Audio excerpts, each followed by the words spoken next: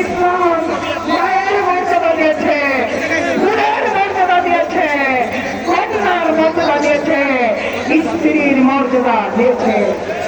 আমরা যদি নারীদের সমাবেশ করি, নারীদের মর্যাদা অধিকার দিলাম, বাঁকুড়া জেলার পক্ষ দিয়ে বলতে চাই, নারীদের যদি আমাদের দল এরকমের সমাবেশ করার অনুমতি দেয়, এক লক্ষ নারী 1 ঘন্টার ব্যবধানে এই রুহানি ময়দানে হাজির হবেন। এদেশে ইসলাম চাই, তারা এদেশে আল কোরআনের আইন বাস্তবায়ন করতে চাই। আজকের সমাবেশে মিছিলের পর মিছিল আসছে, মিছিল